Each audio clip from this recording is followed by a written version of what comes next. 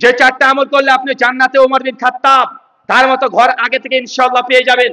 চলেন মাত্র চারটে আমল, এই চারটে আমলকে মুখস্থ করে নেন। এক, সহিহ বুখারী কিতাবুস সালাত হাদিস নাম্বার 450, আল্লাহ নবী বলেন কেউ যদি দুনিয়াতে একটা মসজিদ তৈরি করে দেয়, বাইতুল ফিল জান্নাহ, আমি আল্লাহ তার জন্য জান্নাতে একটা ঘর দিয়ে দিব। চাচা কি আমল করতে হবে? আরো জোরে, কি আমল করতে হবে? একটা মসজিদ তৈরি করতে হবে। মসজিদ কার ঘর? আল্লাহর ঘর। আপনি যদি দুনিয়াতে আল্লাহর ঘর করেন, জান্নাতে আল্লাহ আপনাকে একটা ঘর দিয়ে দিবে। যদিও তো ভারতবর্ষে এখন এই মসজিদ যতগুলো আছে ওয়াকফ বোর্ডের সম্পত্তির নামে আজকে ভারতবর্ষে রাতারাতি লাখ লাখ কোটি কোটি মসজিদকে তারা ধ্বংস করার একটা নীল নকশা তারা এঁটেছে। আপনারা এই খবর জানেন না? যার যতটুকু সামর্থ্য আছে প্রতিবাদ করবেন। একটা বাবরি মসজিদ নিয়েছে, একটা গিয়েছে, কিন্তু ওয়াকফ মানে বিল এটা পাশ হয়ে আইন হয়ে গেছে। এটা যদি স্থায়ী হয়, রাতারাতি লাখ লাখ কোটি কোটি যে মাদ্রাসা মসজিদ মক্তব যা আছে সরকার চাইলে রাতারাতি বন্ধ করে দিতে পারে। তারা একটা বাবরি মসজিদ নিয়ে তাদের এই গদ্দনটা অনেক লম্বা হয়ে গেছে, হয়ে যায় নাই? হয়ে গেছে। এখন রাতারাতি গোটা ভারতবর্ষের ওয়াকফ বোর্ডের যত সম্পত্তি আছে সবগুলোকে তারা হজম করার চেষ্টা করছে। তারা বলছে যে এর মাধ্যমে আমরা মুসলমানদেরকে উপকার করতে চাচ্ছি। কেন? ওয়াকফ বোর্ডের সম্পত্তি সরকারের অধীনে যাবে, মুসলমানকে বন্টন করে দিবে। কত বড় চিটিংবাজ এরা! যারা মুসলমান উত্তরপ্রদেশে মুসলমানরা মুসলমানের মসজিদের ওপরে প্রকাশ্যে জুমার নামাজ পড়তে দেয় না, বাধা দেয়, তারা নাকি মুসলমানের সম্পত্তি নিয়ে মুসলমানকে সঠিকভাবে বন্টন করে দিবে। ভাই এদেরকে বিশ্বাস করা যায়?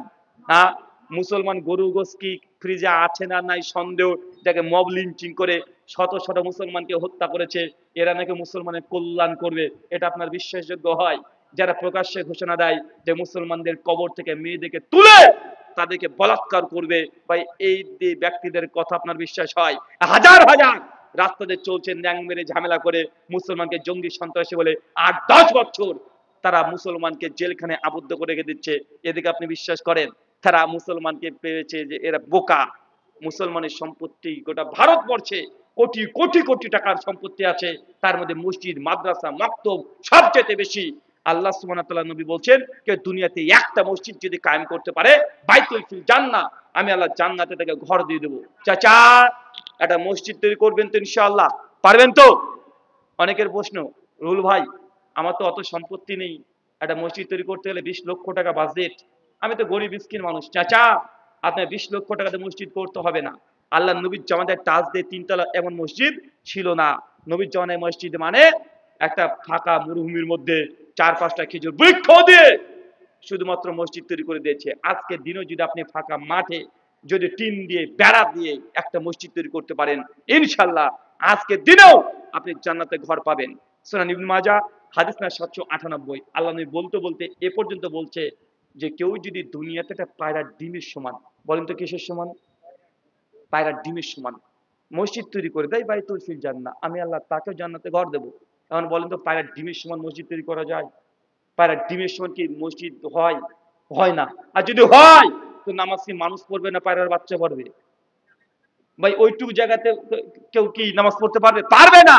এই হাদিসের ব্যাখ্যা করতে গিয়ে ইমাম হাজার আসকালানী সহিহ বুখারীর ব্যাখ্যা গ্রন্থ ফাতুল বারী হাদিস নাম্বার 450 এর অধীনে অনেক লম্বা তিনি আলোচনা করে বলছেন এই হাদিসের হাকিকি অর্থ এটাই, কেউ যদি দুনিয়াতে কোনো মুসলমান আল্লাহর ঘরে মসজিদের জন্য একজন মুসল্লি নামাজ পড়তে পারে, এতটুকু যদি মসজিদ যদি দুনিয়ায় কায়েম করতে পারে বাইতুল ফিল জান্নাহ, তাকে আল্লাহ জান্নাতে ঘর দিবে। চাচা তাহলে কি বুঝলাম? গোটা মসজিদের যদি সামর্থ্য না থাকে, একজন মানুষ নামাজ পড়তে পারে এতটুকু জায়গাতে মসজিদ কায়েম যদি করতে পারেন দুনিয়াতে, জান্নাতে ঘর পাবেন। এখন কিভাবে করবেন বলেন তো? একজন ব্যক্তির জন্য কি মসজিদ তৈরি করা যায়? একজন জায়গা একজন মানুষ নামাজ পড়তে কতটুকু জায়গা লাগে? অতটুকু কি আপনি মসজিদ তৈরি করবেন? না। বিন বাজ শেখ সালেহ আল উসাইমিন রাহিমাহুল্লাহ বলছেন কেউ যদি ধরেন আপনাদের এলাকায় রাজমিস্ত্রি আছে না? আছে। ইঞ্জিনিয়ার আছে। রাজমিস্ত্রি বা ইঞ্জিনিয়ার কাছে যাবেন, গিয়ে বলবেন স্যার একজন মানুষের নামাজ পড়তে গেলে কতটুকু জায়গা লাগে স্কয়ার ফিট? আমি যতটুকু দেখেছি একটা জায়নামাজ 2 ফিট বাই 4 ফিট, এক মুসাল্লা মানে এক জায়নামাজ।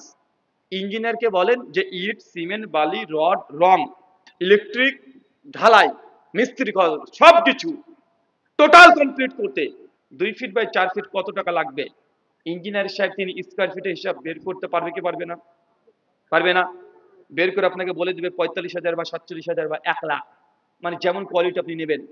এখন আপনি যদি নিয়াত করে নেন যে ৪৫,০০০ টাকা একজন ব্যক্তির নামাজ পড়ার জন্য এক মুসল্লা সম পরিমাণের খরচ হবে, আপনি যদি এই নিয়াত করে নেন যে আল্লাহ আমি মৃত্যুর আগ পর্যন্ত হলেও আমার নিয়াত এই দুনিয়াতে একজন ব্যক্তি নামাজ পড়তে পারে এমন একটা মসজিদ আমি দুনিয়াতে কায়েম করে যাব, এই নিয়াত করে যদি মসজিদে যে দান করেন, ইনশাআল্লাহ বাইতুল ফিল জান্নাহ, জান্নাতে আপনার জন্য ঘর আছে, আপনি পাবেন।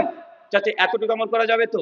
আরে বেদাতিরা বাপ মারা গেলে ৩-৪টে গরু জবাই করে ১,০০০-২,০০০ মানুষকে খানা খাইয়ে দেয়, লাখ লাখ টাকা খরচ করে দেয়।